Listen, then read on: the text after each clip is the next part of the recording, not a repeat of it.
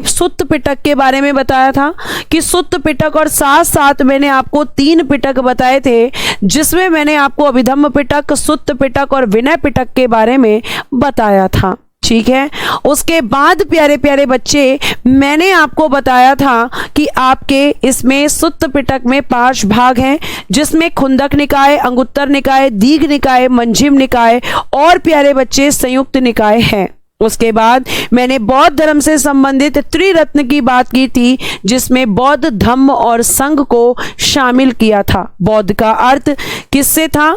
बौद्ध का अर्थ था मैम क्या कहते हैं, ज्ञान से, और धम्म का अर्थ था शिक्षा से, और संघ का मतलब था जहां पर बौद्ध भिक्षु रहकर बौद्ध धर्म की शिक्षा लेते थे और फिर उसके बाद बौद्ध धर्म का प्रचार प्रसार करते थे। ये सब प्यारे बच्चे मैंने आपको बताया था। और मैं कल आपको पढ़ा रही थी बौद्ध संगीति, मैं बौद्ध संगीति के बारे में बात कर रही थी। अब ये हमें जानना है कि आखिर बौद्ध संगीतियां क्यों हुई थी। आप सभी को पता है कि गौतम बुद्ध की मृत्यु हुई। मृत्यु के बाद प्यारे बच्चे उनकी जो शिक्षाएं थी, उनके जो उपदेश थे, वो कहीं खत्म ना हो जाएं, वो कहीं समाप्त ना हो जाएं, इन चीजों को सोचते हुए समय समय पर ये संगीति की गई और इसमें बौद्ध भिक्षुओं को ये निर्देश दिए गए। ठीक है, बौद्ध भिक्षुओं को ये निर्देश दिए गए कि आप लोग क्या करेंगे, बौद्ध धर्म की जो शिक्षाएं हैं, बौद्ध धर्म का जो प्रचार है, उसे आप करेंगे। इसलिए ये बौद्ध संगीतियां आयोजित की गई हैं, जिनमें से सबसे पहली बौद्ध संगीति की अगर हम बात करेंगे तो ये 483 बीसी में या 483 ईसा पूर्व में जब आपकी ये बौद्ध संगीति हुई तो इसका स्थान था राजगृह। एक बौद्ध संगीति आपकी राजगृह है, दूसरी वैशाली, तीसरी पाटलिपुत्र और चौथी कुंडलवन में हुई है। तो ये आपकी बौद्ध संगीतियां हैं। यहां से प्रश्न पूछे जाते हैं कि कौन सी बौद्ध संगीति किसके शासनकाल में हुई है, और आपका दूसरी बौद्ध संगीति को लेकर आरआरबी ने प्रश्न पूछा है। ठीक है, तो आप यहां पे देखेंगे कि पहली बौद्ध संगीति राजगृह में हुई। उस समय शासक कौन था, याद रखिएगा, एके अजात शत्रु था। और अजात शत्रु के समय जो बौद्ध संगीति हुई, उसके शासक, उसके अध्यक्ष थे महाकश्यप। मैं लिखकर भी बताऊंगी आपको। ठीक है, उसके बाद प्यारे बच्चे 383 बीसी की अगर हम बात करते हैं तो ये हुई थी वैशाली में, यानी दूसरी बौद्ध संगीति।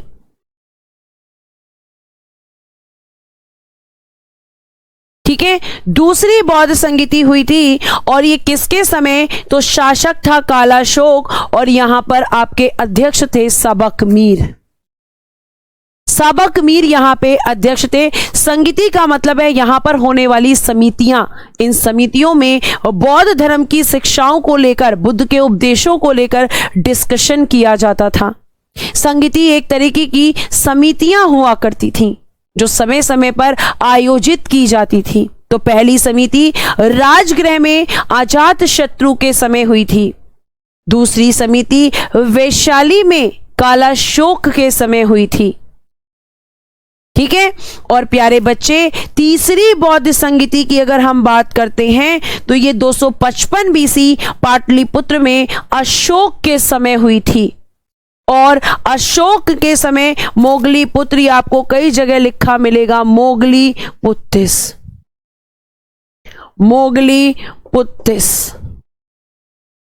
ठीक है, मोगली पुत्तिस ये आपको लिखा हुआ मिलेगा। और चौथी जो हुई है यहां पे लिखा है फर्स्ट सेंचुरी या पहली शताब्दी, फर्स्ट सेंचुरी, यानी हम ये कह सकते हैं कि ये हमारी हुई है 98 एडी में, 98 ईस्वी के आसपास चौथी वाली जो हुई है। और ये आपके कुंडलवन कहां पड़ता है, कुंडलवन कश्मीर में पड़ता है। और कश्मीर में कनिष्क के शासनकाल में ये संगीति हुई है और इसमें आपके अध्यक्ष हैं वसुमित्र। लिखिएगा, अध्यक्ष हैं इसमें वसुमित्र और उपाध्यक्ष हैं प्यारे बच्चे अश्वघोष।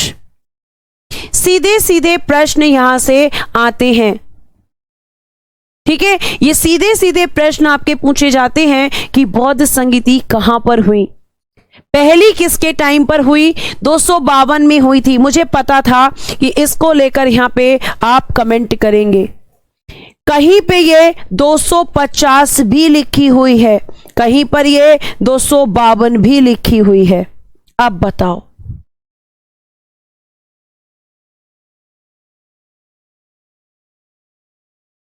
चौथी वाली आपकी 98 एडी में कनिष्क के समय हुई है। इनकी डेट्स अलग अलग हैं, ठीक है। तो आगे अब जब हम चल रहे हैं तो आपको ध्यान रखना है कि इन संगीतियों के बारे में। और उसके बाद आपकी 5वीं बौद्ध संगीति हुई है जो कि 1871 में, यानी कि आपके 1871 में भी एक आपकी संगीति हुई। और प्यारे बच्चे ये मांडले यानी कि म्यांमार में हुई थी। म्यांमार यानी कि मांडले, और इस समय यहां पे शासक था राजा मिंडन। यह आपको ध्यान रखना है। तो 5 बौद्ध संगीतियां आपकी हुई हैं। एक बार मैं क्विक रिवीजन करा देती हूं। पहला लिखेंगे फर्स्ट, सेकंड, थर्ड और फोर्थ। पहली संगीति कहां पर हुई है? पहली संगीति राजगृह में हुई है। दूसरी संगीति वैशाली में हुई है। तीसरी संगीति पाटलिपुत्र में हुई है। और चौथी संगीति मैम कुंडलवन कश्मीर में हुई है। कुंडलवन में हुई है। ये सिर्फ आपको रिवाइज कराने के लिए है। राजगृह में अजात शत्रु के समय हुई है। दूसरी कालाशोक के समय हुई है। एके अजात शत्रु कालाशोक। फिर ए आएगा, फिर मैम अशोक के समय हुई है। और फिर के आएगा, फिर मैम कनिष्क के समय हुई है। यहां पर अध्यक्ष मैम महाकश्यप हैं, महाकश्यप। यहां पर अध्यक्ष मैम साबक मीर हैं या सबाकामी हैं, ठीक है, सबाकामी। यहां पर अध्यक्ष मोगली पुत्र हैं, मोगली पुत्र। यहां पर अध्यक्ष वसुमित्र हैं और उपाध्यक्ष अश्वघोष हैं। ये दोनों ही कनिष्क के दरबार से संबंधित हैं, अश्वघोष। और 5वीं जो कि आधुनिक समय में हुई थी, 5th नंबर की, ये आपकी कहां हुई है? म्यांमार, म्यांमार या हम कह सकते हैं मांडले। और यहां पे आपका शासक है राजा मिंडन। ये मैंने आपको पढ़ाया है, ये आपको ध्यान रखना है। नाकाम सिंह जी, आप बहुत देर से एक ही कमेंट कॉपी पेस्ट कर रहे हैं, मत करिए, क्योंकि ना तो मुझे उसका अर्थ समझ आ रहा है और ना ही आप समझा पा रहे हैं। वो फालतू कमेंट है, मत कीजिए उसको, ठीक है। तो ये आपकी संगीतियां हैं, यही मैंने आपको यहां बताई हैं। अब इसमें से जो चौथी बौद्ध संगीति है, चौथी जो बौद्ध संगीति है प्यारे बच्चे, वो इंपॉर्टेंट है। और वो क्यों इंपॉर्टेंट है? वो इसलिए इंपॉर्टेंट है क्योंकि इस चौथी बौद्ध संगीति में, चौथी बौद्ध संगीति कब हुई? अभी आपने बताया कनिष्क के समय, कनिष्क के समय हुई मैम। और इस संगीति में प्यारे बच्चों बौद्ध धर्म को परिवर्तित, मतलब बौद्ध धर्म की 2 शाखाओं में विभाजित कर दिया गया था, ठीक है। बौद्ध धर्म में आपके कितनी शाखाएं बनी आगे चलकर? तो मैम 2 शाखाएं बनी। ये प्रश्न पूछा जाता है कि किस संगीति में बौद्ध धर्म को 2 शाखाओं में विभाजित किया गया था? प्यारे बच्चे, बौद्ध धर्म को 2 शाखाओं में चौथी बौद्ध संगीति में विभाजित किया गया था। जिसमें से एक शाखा आपकी बनी महायान शाखा और दूसरी आपकी बनी हीनयान शाखा। ये दो शाखाएं आपकी चौथी बौद्ध संगति में बन गई थी। ठीक है, ये जो मैंने आपको यहां बताई, इनमें से कौन सी वाली में? जो आपकी चौथी बौद्ध संगति हुई है बेटा कुंडलवन कश्मीर में, इसमें आपका जो बौद्ध धर्म है, बौद्ध धर्म, इसका प्यारे बच्चे, इस बौद्ध धर्म का दो शाखाओं में विभाजन हो गया।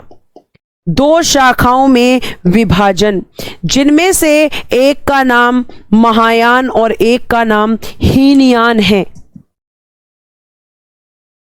ठीक है, ये आपको ध्यान रखना है। तो ये आपकी यहां पे अब इन दोनों में डिफरेंस क्या है?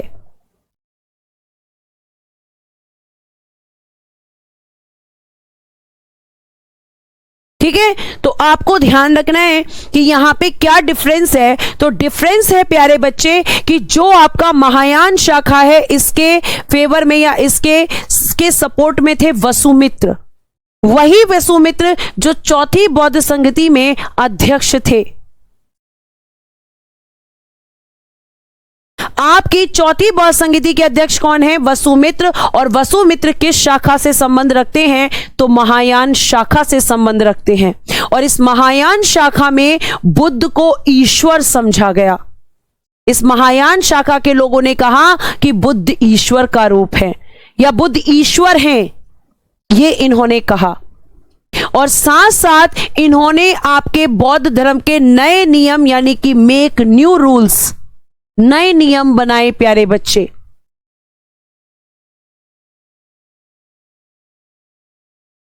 ठीक है, और साथ साथ मैं आपको बता दूं कि इस महायान शाखा को मानने वाले लोग कहां रहते हैं? तो चाइना, जापान, कोरिया, भूटान और सिंगापुर में।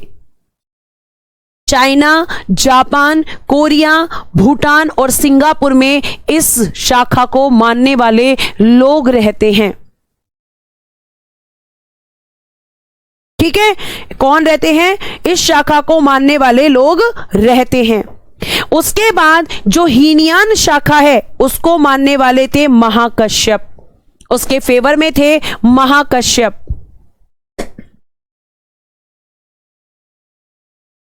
ठीक है, और उन्होंने क्या किया? इन्होंने जो बुद्ध के अष्टांगिक मार्ग हैं उनको फॉलो किया, जो मैंने आपको कल पढ़ाया था।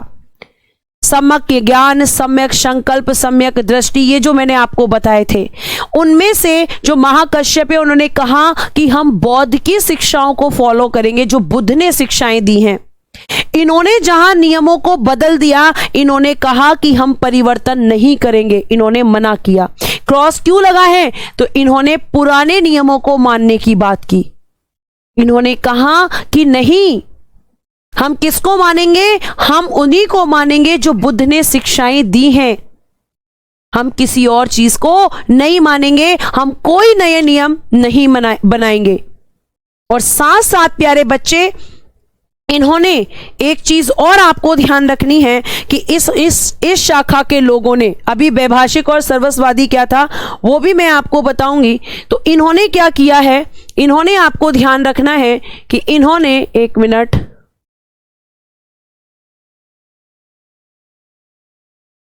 ठीक है, इन्होंने क्या किया? इन्होंने और क्या किया? हीनयान शाखा के जो लोग हैं, इन्होंने ध्यान से सुनिएगा, इन्होंने बुद्ध को क्या माना है? महापुरुष माना है कि ये महान पुरुष हैं।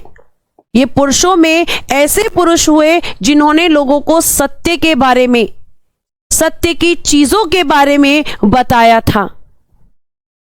और इसीलिए इन्हें महान पुरुष कह सकते हैं, इन्हें भगवान नहीं कहेंगे। किस शाखा के लोग कह रहे हैं? हीनयान शाखा के लोग। हीनयान शाखा के लोगों का कहना है कि नहीं, बुद्ध भगवान नहीं है, बुद्ध महान पुरुष हैं। और आपको एक और चीज मैं यहां पे बता दूं कि इस हीनयान जो शाखा है, इसके बारे में देखिए, थोड़ा आगे लिखा हुआ है। ये जो हीनयान शाखा है, देखो यहां लिखा है, इसने बुद्ध को महापुरुष माना। इसने क्या माना? बुद्ध को महापुरुष माना। और साथ साथ में आपको यह बता देना चाहूंगी कि बुद्ध की बौद्ध धर्म की जो यह हीनयान शाखा है, इस हीनयान शाखा को दो भागों में बांटा गया।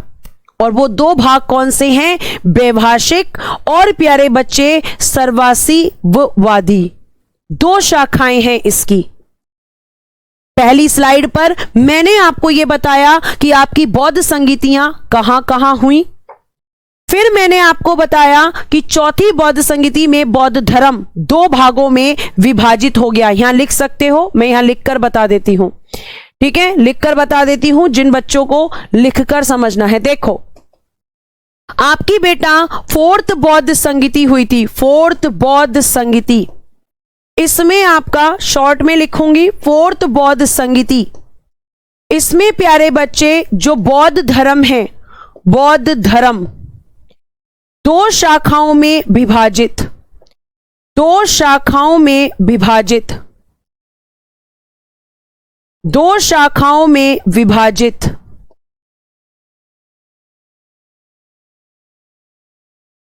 जिनमें से प्यारे प्यारे बच्चों एक शाखा थी आपकी, ध्यान से सुनिएगा, महायान।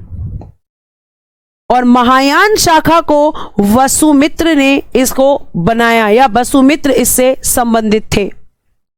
वसुमित्र ने इस महायान शाखा को बनाया। इस महायान के जो लोग हैं, इन्होंने क्या कहा?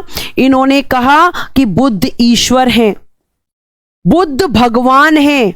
इन्होंने बुद्ध को भगवान बना दिया। इन्होंने प्यारे बच्चे नए नियम बनाए, न्यू रूल्स बनाए, यानी कि बुद्ध ने जो उपदेश दिए थे उनमें परिवर्तन कर दिए। ठीक है, उसके बाद दूसरी शाखा आपकी हीनयान। हीनयान शाखा की बात करते हैं तो इसको आपके सपोर्ट करने वाले थे महाकश्यप। इन्होंने कहा कि बुद्ध महापुरुष हैं, बुद्ध भगवान नहीं हैं, बुद्ध महान पुरुष हैं। उन्होंने पुरुषों में ऐसे महान काम किए जो लोगों को सच्चाई के रास्ते पर लेकर जाते हैं, लोगों को निर्माण की प्राप्ति करवाते हैं। इन्होंने महापुरुष कहा कि पुरुषों में महान हैं ये, भगवान नहीं है। साथ साथ इन्होंने नियमों में कोई परिवर्तन नहीं किया, नियम परिवर्तित नहीं, नियम परिवर्तित नहीं, पुराने नियमों को माना। और साथ साथ प्यारे बच्चे अष्टांगिक मार्ग पर चले, अष्टांगिक मार्ग का अनुसरण। इतना मैंने सिर्फ आपको अभी पढ़ाया। उसके बाद मैंने आपको बताया कि ये जो हीनयान शाखा है, ये जो हीनयान शाखा है, अगर हम इसकी बात करते हैं, हीनयान, इसको दो भागों में विभाजित कर दिया, जिसमें से एक वैभाषिक शाखा है,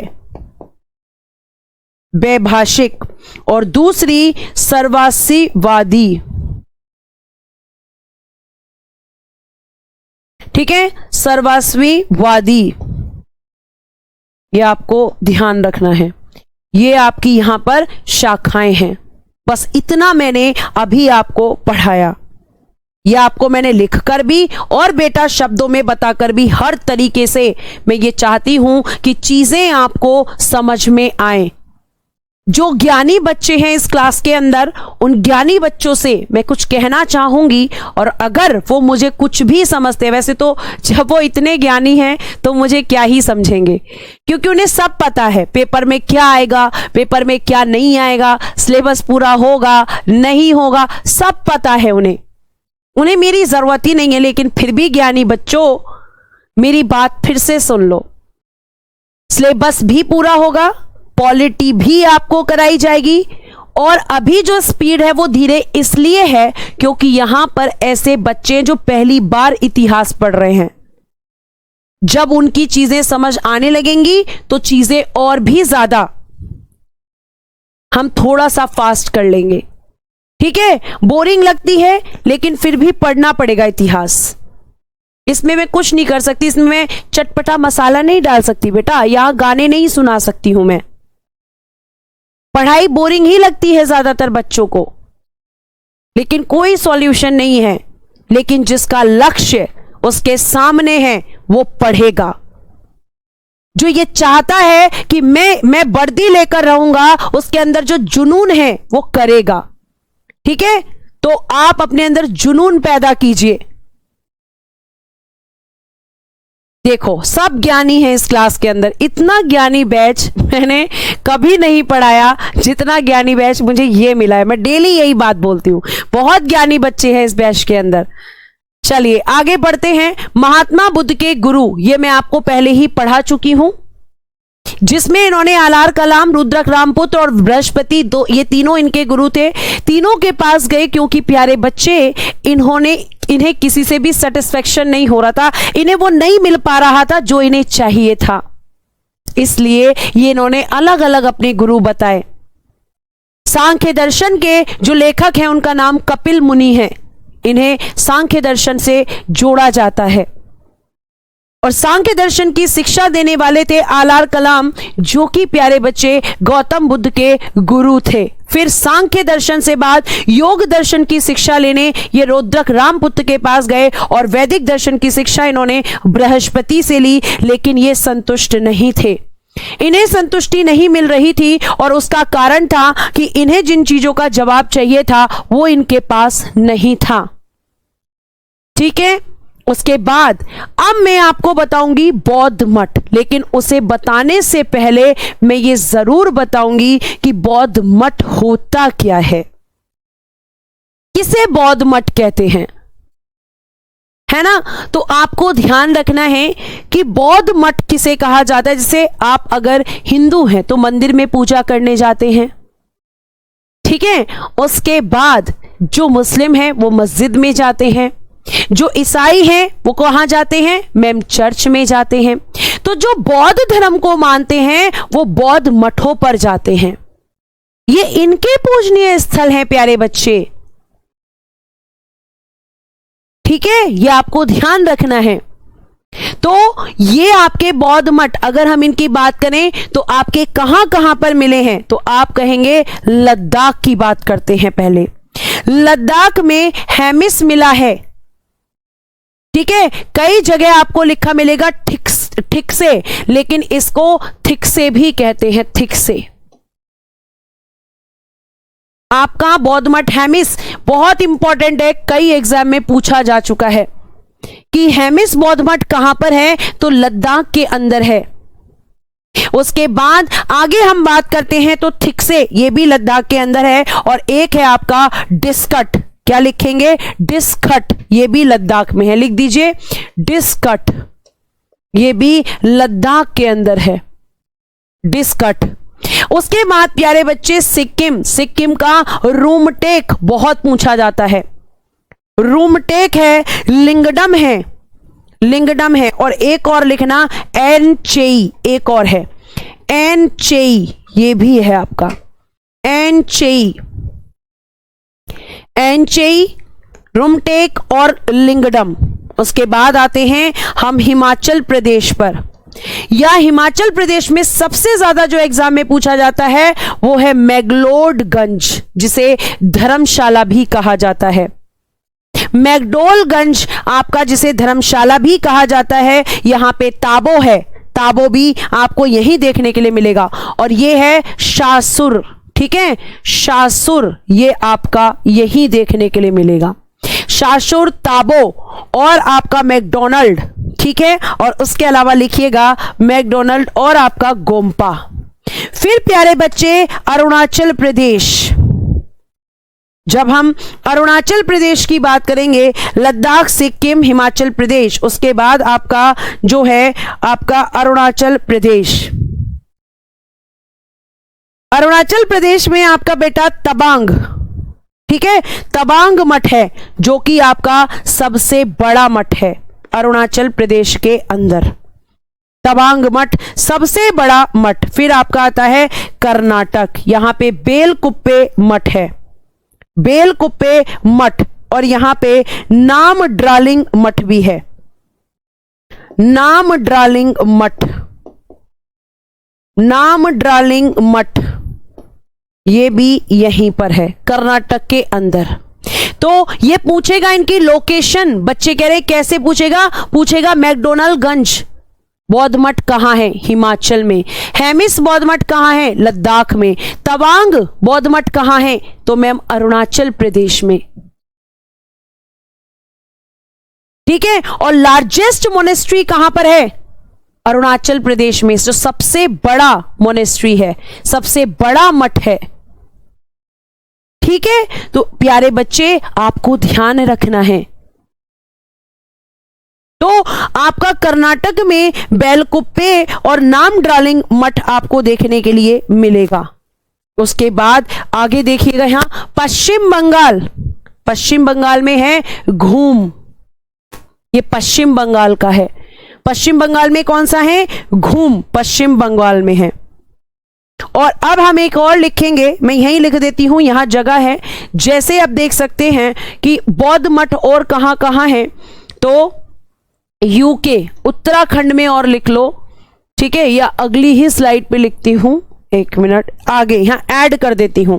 जैसे यूके, यूके का मतलब है आपका यहां पर उत्तराखंड से यूके, तो आप क्या लिखेंगे, मिंड्रालिंग मठ, मिंड्रालिंग मठ, मिंड्रालिंग मठ। यूके का मतलब प्यारे बच्चे मैं लिख देती हूं, कहीं यूनाइटेड किंगडम मत पहुंच जाना, तुम्हारा कोई भरोसा नहीं है मुझे, उत्तराखंड में है। फिर एक और लिखना बिहार, बिहार में बोधि मंडा मठ, बोधि मंडा मठ, यह आपका बिहार के अंदर है। ठीक है, माइड्रोलिंग या आपका मिंड्रालिंग और नामड्रालिंग कर्नाटक में है। यूके में क्या है, मिंड्रालिंग है। बिहार में क्या है, बोधि, बोधि मंडा मठ। ठीक है, ये आपके क्या हैं प्यारे बच्चे, यहां के मठ हैं। तो ये सीधे सीधे आपके याद करने की चीज है, यहां समझाने वाली कोई भी चीज नहीं है। क्यों नहीं है, क्योंकि सीधे फैक्ट्स हैं। आपसे मठ की लोकेशंस पूछी जाएगी। ठीक है, आगे चलिए, आगे देखिए यहां पर नेक्स्ट जब हम देखेंगे तो आपकी इस धर्म से संबंधित कुछ पुस्तकें हैं, कुछ बुक्स हैं, जिसमें इंपॉर्टेंट जो कई एग्जाम में पूछी जा चुकी है, बौद्ध चरित्र जिसको हम कहते हैं, बौद्ध चरित्र, और दूसरी है सौद्रानंद ब्रज सूची। ये दोनों ही किताबें अश्वघोष ने लिखी हैं, और इन अश्वघोष की तुलना वोल्टेयर, जो कि फ्रांस का, वोल्टेयर कौन है, फ्रांस का एक विद्वान है, फ्रांस का विद्वान, और इसकी तुलना, इस विद्वान की तुलना हमारे यहां के अश्वघोष से की जाती है। अश्वघोष वही हैं जो आपकी चौथी बौद्ध संहिता में उपाध्यक्ष हैं, बौद्ध धर्म से संबंधित हैं, और इन्हें भारत का वोल्टेयर कहा जाता है। रीजन है कि वोल्टेयर जो है वो फ्रांस का विद्वान था, और उन्हीं की तरह ये भारत में थे, इसीलिए इन्हें भारत का वोल्टेयर कहा जाता है। भारत के हेटे भी इन्हीं को कहा जाता है। ये सब आपके इनकी किताबें हैं, जिसमें इंपॉर्टेंट है बौद्ध चरित्र। फिर विभाषा शास्त्र, विभाषा शास्त्र किसने लिखी है, वसुमित्र ने लिखी है। विभाषा शास्त्र, विभाषा शास्त्र, विभाषा शास्त्र, ये इंग्लिश होगी। किसने लिखी है, राइटर कौन है, वसुमित्र हैं। ठीक, उसके बाद अब देखो बड़ी इंटरेस्टिंग सी चीज, भगवान बुद्ध नाम दे दिया। उन्होंने खुद भगवान की मूर्ति का विरोध किया। मूर्ति पूजा में भगवान जो जिन्हें हम बुद्ध कहकर संबोधित कर रहे हैं कि भगवान बुद्ध, बुद्ध ने खुद कहा कि ईश्वर की जो मूर्ति पूजा आप लोग करते हैं वो गलत है। और ये आपको मैं बता दूं कि ये पहली मानव प्रतिमा है जो कि पूजी गई, और किसकी, बुद्ध की। पहली बार किसी मनुष्य को भगवान बनाकर जो पूजा गया, वो पूजा गया बुद्ध की प्रतिमा को, और ये प्रतिमा गांधार शैली में थी। बेटा आपकी दो शैलियां होती हैं, आपको ध्यान रखना है कि आपके यहां दो शैलियां हैं, एक है आपकी मथुरा शैली, ध्यान से सुनना, मथुरा शैली, और एक है आपकी गांधार शैली। और ये दोनों शैली जो हैं ये किसके काम आती हैं? तो आप कहेंगे मूर्ति निर्माण में प्रयोग, मूर्ति निर्माण में प्रयोग, मूर्ति निर्माण में प्रयोग। अब इसमें एक चीज और ध्यान रखना कि बुद्ध की सबसे ज्यादा प्रतिमा, बुद्ध की सबसे ज्यादा प्रतिमा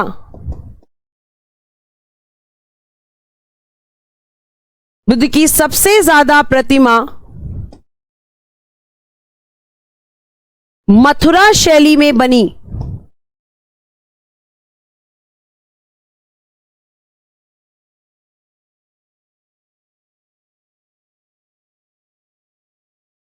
लेकिन पहली प्रतिमा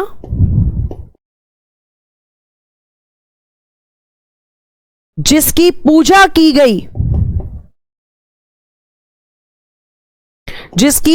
की गई,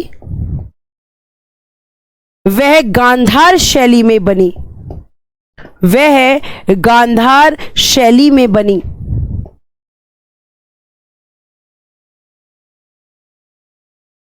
तो बुद्ध ने जिस चीज का विरोध किया उन्हें ही भगवान बना दिया,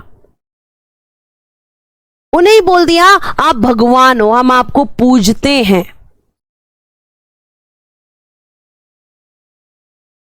ये यहां पे बोला, ठीक है। आगे देखिए, तो ये यहां पे दो शैलियां हैं जो कि मूर्ति निर्माण में काम आती हैं, और बुद्ध की जो मूर्तियां हैं इन दोनों शैली में बनी। लेकिन प्यारे बच्चे, इनकी जो मूर्ति पूजी गई वो गांधार शैली में बनी, गांधार शैली में बनी,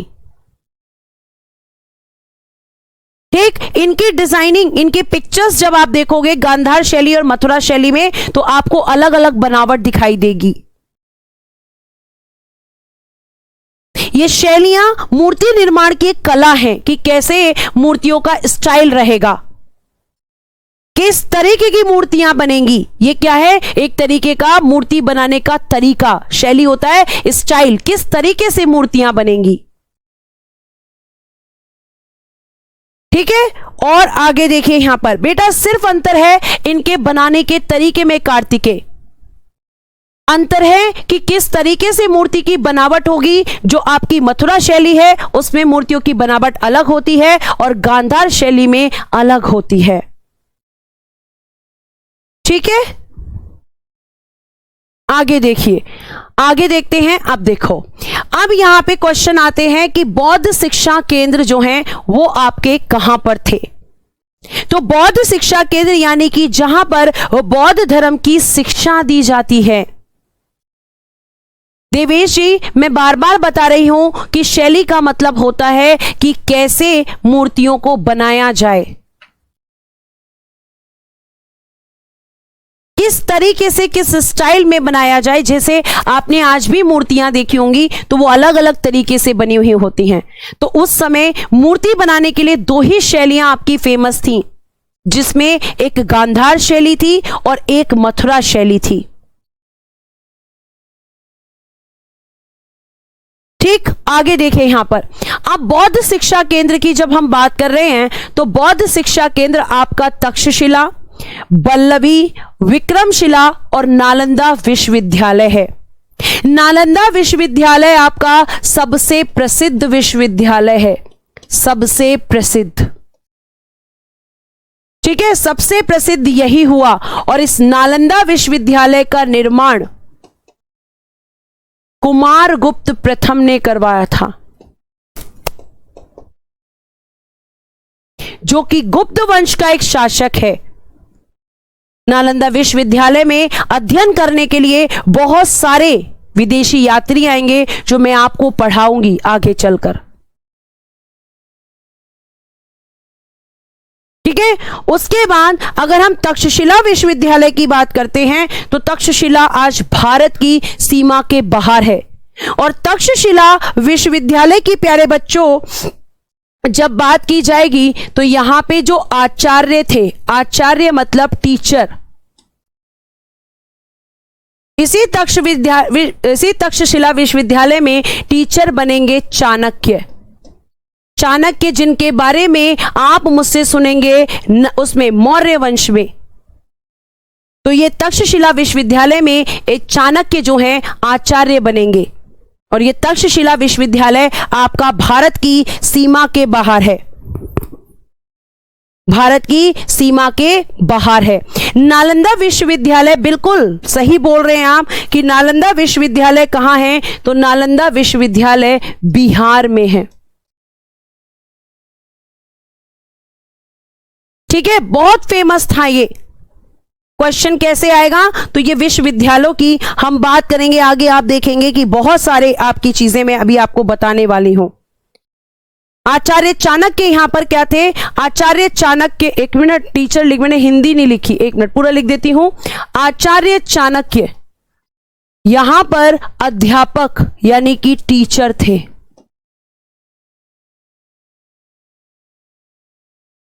अब आपको बताऊंगी कि जो बौद्ध मान्यताएं हैं, मतलब बौद्ध धर्म ने किस किस चीज को माना और किसे नहीं माना, किस किस चीज को इन्होंने एक्सेप्ट किया और किस किस चीज का इन्होंने विरोध किया। तो जिनके आगे कट लगा हुआ है उसका इन्होंने विरोध किया। अगर मैं आपसे बोलूं कि बौद्ध धर्म किस किस चीज में विश्वास करता था और किस किस चीज में नहीं, तो आपको मैं ये बता दूं कि ये आत्मा में विश्वास नहीं करता है। कहता है आत्मा नहीं होती।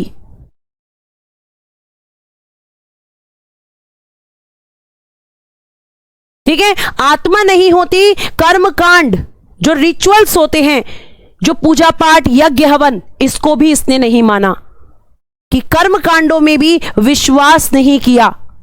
वर्ण व्यवस्था जो आपके देश में चल रहा था, ऊंच नीच, इसने नहीं माना। वैदिक काल में जो वर्ण व्यवस्था थी उसे इसने क्या किया, मानने से मना कर दिया। कि हमारे बौद्ध धर्म में यह माना गया है कि आपकी जो आपकी क्या कहते हैं वर्ण व्यवस्था है, उसका हम बहिष्कार करते हैं। वर्ण व्यवस्था मतलब उच्च जाति और निम्न जाति लोगों के बीच भेदभाव। उसके बाद पुनर्जन्म में इसने विश्वास किया कि रीबर्थ होता है, मनुष्य का दोबारा जन्म होता है, पुनर्जन्म, रीबर्थ में इसने विश्वास किया। और इसने कहा कि मध्यम मार्ग का अनुसरण करके, सिर्फ मध्यम मार्ग पर आप चलकर निर्वाण की प्राप्ति कर सकते हो। तो इन्होंने इस चीज को नहीं माना। किसे, आत्मा को नहीं माना, कर्म कांडों में विश्वास नहीं किया और वर्ण व्यवस्था में भी इसने विश्वास नहीं किया। इसने इन्होंने किसको माना, सिर्फ पुनर्जन्म को माना। बौद्ध धर्म ने किसे माना, पुनर्जन्म को। और साथ साथ कहा, आपके बुद्ध ने कहा, गौतम बुद्ध ने, कि जो मध्यम मार्ग है केवल उस पर चलकर ही आप निर्वाण की प्राप्ति कर सकते हो। लेकिन अभी महावीर स्वामी आएंगे जो ये कहेंगे कि नहीं, आप कठिन मार्ग पर चलकर ही निर्वाण की प्राप्ति कर सकते हो, मतलब मृत्यु को प्राप्त कर सकते हो। तो ये बुद्ध जी जो हैं, इन्होंने इन चीजों में ये बातें कही। ठीक है, तो आगे हम बात करेंगे। और तक्षशिला विश्वविद्यालय, जब मैं आपको मौर्य वंश पढ़ाऊंगी तो आपको पता है कि आज के समय में ये वर्तमान पाकिस्तान में है।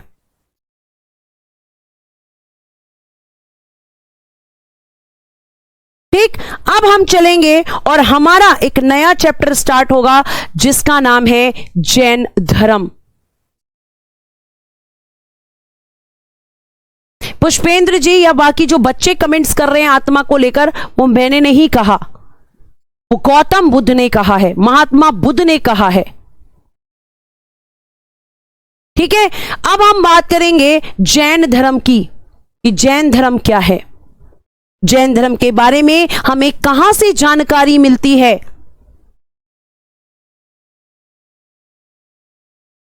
ठीक, तो आप कहेंगे कि आपके जैन धर्म में 24 तीर्थंकर हैं और इन 24 तीर्थंकरों के बारे में हमें कल्प सूत्र से पता चलता है। कल्प सूत्र जो कि जैन धर्म से संबंधित एक किताब है और इसको लिखने वाले व्यक्ति का नाम है भद्रबाहु। तो प्रश्न पूछा जाता है कल्प सूत्र की रचना किसने की, तो आप कहेंगे भद्रबाहु ने की। और प्यारे बच्चों, भद्रबाहु ने इस बुक में बताया कि जैन धर्म में टोटल 24 तीर्थंकर हुए हैं। 24 तीर्थंकरों में 24th नंबर के जो तीर्थंकर हैं वो आपके महावीर स्वामी हैं। ये सब इसमें इन्होंने कल्प सूत्र में बताया है।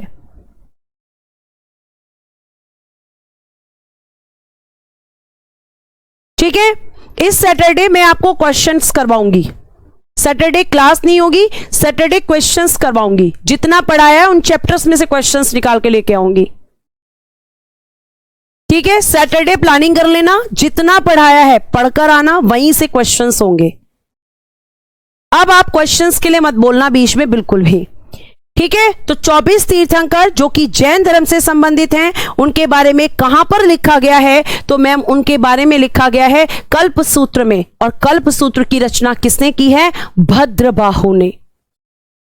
उसके बाद जैन धर्म जो है वो सिंधु घाटी सभ्यता के समकालीन था, यानी जैन धर्म को बौद्ध धर्म से पुराना बताया जाता है।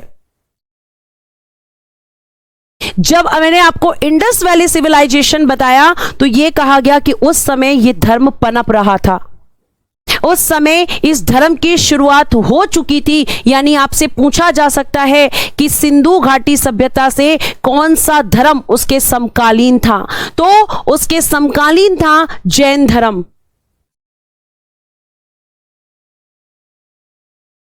ठीक है, जैन धर्म इसके समकालीन था। और अब हम बात करेंगे कि जैन धर्म में पहले तीर्थंकर कौन हुए हैं, मतलब किसने जैन धर्म की स्थापना की है। यह क्वेश्चन एग्जाम में पूछा जाता है। ठीक, तो आपको ध्यान रखना है कि पहले तीर्थंकर जिनका नाम है ऋषभदेव, और इन्हीं को क्या कहा जाता है? ऋषभदेव। जो बेटा यहां लिखा हुआ है ऋषभदेव, इन्हीं को कहा जाता है जैन धर्म के संस्थापक थे। ये जैन धर्म के संस्थापक, फाउंडर ऑफ जैन धर्म। संस्थापक को कहते हैं फाउंडर। तो फाउंडर ऑफ जैन धर्म कौन है? ऋषभदेव हैं। और प्यारे बच्चों, ऋषभदेव ने 2 टीचिंग्स दी हैं, 2 शिक्षाएं दी इन्होंने, और वो शिक्षाएं यहां लिखी हुई है, अहिंसा और अपरिग्रह। ये क्या है? इनके ऊपर लिख लीजिए, ये ऋषभदेव की शिक्षाएं हैं। ऋषभदेव की शिक्षाएं, ऋषभदेव की शिक्षाएं, टीचिंग ऑफ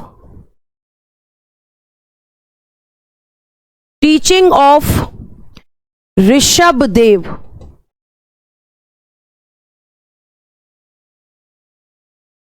और क्या क्या टीचिंग है? दोनों लिखी हुई हैं, अहिंसा यानी कि नॉन वायलेंस। अहिंसा को क्या बोलेंगे? Non violence. लिख दीजिएगा, नॉन वायलेंस यहां लिख दिया है। और बेटा अपरिग्रह। मुझे पता है कि अब आप इनका मीनिंग समझेंगे, तो ध्यान से सुनिएगा। सारे शब्दों का अर्थ मैं आपको बताती हुई चलूंगी ताकि आपको रटना नहीं पड़े। हाँ जी, आ रही हूं मैं। अपरिग्रह का मतलब मुझे पहले ही पता है आप क्या पूछेंगे। अहिंसा का मतलब समझो पहले। इन्होंने कहा कि आपको हिंसा नहीं करनी, मतलब आपको ऐसे काम नहीं करने जिससे किसी व्यक्ति को दुख हो। आपको अहिंसा के मार्ग पर चलना है। आपको किसी से मारपीट नहीं करनी, झगड़ा नहीं करना, किसी प्राणी को नुकसान नहीं पहुंचाना। अहिंसा के मार्ग का आपको मार्गदर्शन करना है, हिंसा से दूर रहना है।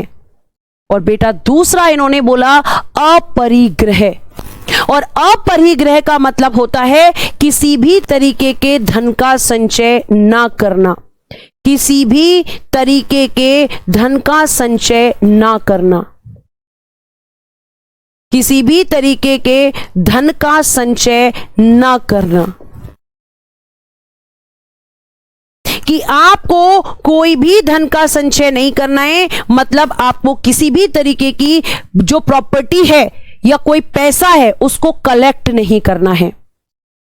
आपको दान भी उतना लेना है जितनी आपकी जरूरत है, आपको इकट्ठा नहीं करना है चीज को।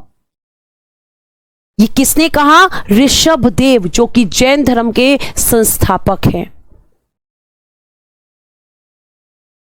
आपको धन दौलत से कोई मतलब नहीं होना चाहिए, उसका संचय करना आपका उद्देश्य नहीं होना चाहिए। ये इन्होंने 2 शिक्षाएं दी है ना। अगर ये आज होते तो इनकी बात कोई नहीं सुनता। पता है ना क्यों नहीं सुनता? क्योंकि आज तो पैसा ही सब कुछ है, हमें पैसा ही चाहिए, पैसा ही सब कुछ माना जाता है। आज जिसके पास पैसा नहीं है उसकी कोई वैल्यू नहीं है। ठीक, आगे देखिएगा। नेक्स्ट है प्रतीक चिन्ह, यानी कि इनका सिंबल क्या था, इन्हें किस सिंबल से बताया गया है? तो आप कहेंगे सांड यानी कि बुल इनका सिंबल है, इनका प्रतीक चिन्ह है। फिर उनके बाद इनका उपनाम यानी सरनेम पूछा जाता है, तो बेटा केसरिया देव या आदिनाथ। और ऋग्वेद में इनके बारे में वर्णन मिलता है। 2 लोगों के बारे में ऋग्वेद में वर्णन मिलता है। ऋषभदेव जिन्हें केसरिया देव या आदिनाथ कहा जाता है, इनके बारे में ऋग्वेद में वर्णन मिलता है, क्वेश्चन पूछा जाता है। और प्यारे बच्चों, इनके 2 पुत्र हैं। इन्हीं ऋषभदेव के 2 पुत्र हुए, जिनमें से एक का नाम भरत है और दूसरे का नाम आपने सुना होगा महाबली भी कहते हैं, महाबली या प्यारे बच्चे बाहुबली। आपने मूवी भी देखी होगी बाहुबली, देखी है मूवी? जरूर देखी होगी। तो ऋषभदेव जो कि प्यारे बच्चे आपके जैन धर्म के संस्थापक थे, जिन्होंने कहा कि बेटा आप लोगों को कभी अहिंसा नहीं करनी और आप लोगों को कभी धन का संचय नहीं करना। इनका प्रतीक चिन्ह सांड था, इनका उपनाम केसरिया देव या आदिनाथ, जिसका वर्णन ऋग्वेद के अंदर मिलता है। उसके बाद इनके 2 पुत्र थे, जिनमें एक का नाम भरत और दूसरे का नाम महाबली या बाहुबली है। और ये जो बाहुबली हैं, ठीक है, ये जो बाहुबली हैं, देखो यहां लिखा हुआ है महाबली या बाहुबली। इनकी मूर्ति, इनका स्टैचू श्रवणबेलगोला, मौर्य साम्राज्य में भी ये नाम आएगा श्रवणबेलगोला, क्योंकि इसी श्रवणबेलगोला में प्यारे बच्चे चंद्रगुप्त मौर्य अपने प्राण त्यागेंगे। तो श्रवणबेलगोला यानी कि कर्नाटक में बाहुबली की एक मूर्ति है, और इस मूर्ति का निर्माण चामुंड राय ने करवाया है। किसने बनवाया इस मूर्ति को? चामुंड राय ने। जी अशोक कुमार जी इनके पुत्र माने जाते हैं, जिन्हें बाहुबली या महाबली कहते हैं। ठीक है, यह आपको ध्यान रखना है, इसमें रोने की क्या बात है? उनके पुत्र नहीं हो सकते क्या? ठीक है, तो ये आपके पहले तीर्थंकर थे। हमें 24 के 24 तीर्थंकर नहीं पढ़ने, हमें केवल इंपॉर्टेंट तीर्थंकर पढ़ने हैं। दूसरे तीर्थंकर अजीतनाथ, इनका सिंबल है, इनका प्रतीक चिन्ह है हाथी, सिर्फ इतना याद रखना है। तीसरे तीर्थंकर संभवनाथ, जिनका प्रतीक चिन्ह है घोड़ा।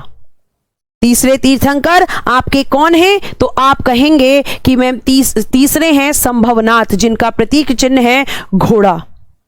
उसके बाद 21वें तीर्थंकर हैं नमीनाथ, जिनका आपका सिंबल है या प्रतीक चिन्ह है नील कमल। तो पहले ऋषभदेव, दूसरे अजीतनाथ, तीसरे संभवनाथ और 21वें नमीनाथ।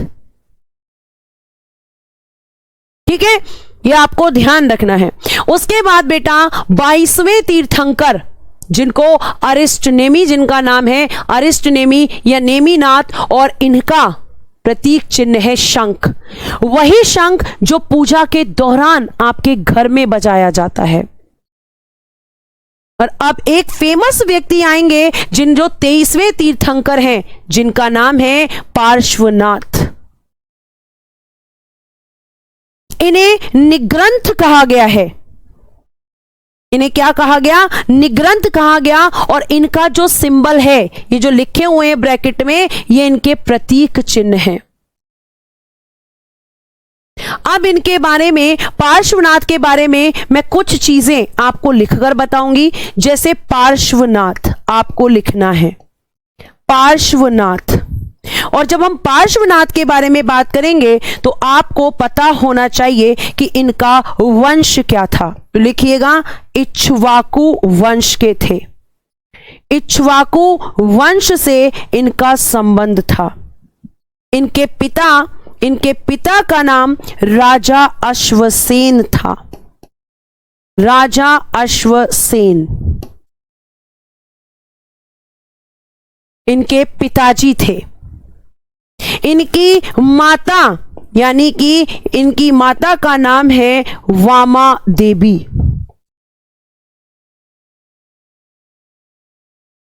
अगली स्लाइड पे लिख देती हूं। ठीक है, पिता बता दिया। अब देखिएगा आगे, इनकी माता है इनकी वामा देवी, इनकी मदर हैं। कौशल नरेश नरवर्मन की पुत्री हैं ये। कौशल नरेश नरवर्मन की पुत्री, नरवर्मन की पुत्री इनकी माता। ठीक है, कौशल नरेश नरवर्मन की पुत्री इनकी माता हैं। इनकी पत्नी यानी कि इनकी वाइफ, उनका नाम है प्रभावती। प्रभावती इनका नाम है। प्रभावती इनका नाम है। ठीक है, उसके बाद अब यहां पे देखिएगा, उसके बाद यहां पे इनका एक क्वेश्चन पूछा जाएगा कि इनकी जो निर्वाण इन्हें प्राप्त हुआ, यानी कि इनकी जो डेथ हुई, क्योंकि जैन धर्म में डेथ को निर्वाण बोला गया, वो हुआ सम्मेद शिखर पर। सम्मेद शिखर पर इनका निर्वाण हुआ था। अब आपने ये चीज देखी, लेकिन अभी मुझे पता है कि आप जानना चाहते हैं कि निग्रंथ का अर्थ क्या होता है। निग्रंथ किसे बोला जाता है? तो आपको याद रखना है, निग्रंथ मतलब बंधनों से मुक्त। जो सांसारिक बंधनों से मुक्त हो जाता है, जो हर चीज को त्याग देता है, यानी सांसारिक बंधनों से मुक्त होना, हर तरीके के रिलेशंस से फ्री होना, उसे हम निग्रंथ कहते हैं। एक बार हम क्विक रिवीजन कर लेते हैं कि आपने आज क्या क्या पढ़ा। आज के लिए हम इतना ही रखेंगे। आगे की चीजें, इनकी जो शिक्षाएं हैं वो और देख लेना, या मैं कल ही बताऊंगी, छोड़ो। ठीक है, कल ही बताऊंगी। आज के लिए देखो हमने क्या क्या पढ़ा। आज मैंने सबसे पहले आपको बौद्ध संगीति बताई। बौद्ध संगीति कहां हुई, कब हुई, किसके शासनकाल में हुई, बताया। उसके बाद चौथी बौद्ध संगीति आपकी जो हुई, उसमें आपके यहां पर कितने आपकी शाखाएं बनी बौद्ध धर्म की, ये मैंने आपको बताया। उसके बाद मैंने आपको रिवीजन कराया। देन फिर मैंने आपको बताया कि महात्मा बुद्ध के गुरुओं के बारे में, जो मैं पहले भी बता चुकी हूं। उसके बाद प्यारे बच्चों मैंने बौद्ध मठ आपको बताए। संचय का मतलब होता है सुजीत कुमार, इकट्ठा करना। ठीक है, ये आपको ध्यान रखना है। उसके बाद प्यारे बच्चे, मैंने आपको बताया कि आपके बौद्ध धर्म से संबंधित कुछ किताबें हैं, उनके बारे में हमने देखा, और फिर बुद्ध की मूर्तियों के बारे में मैंने आपको बताया।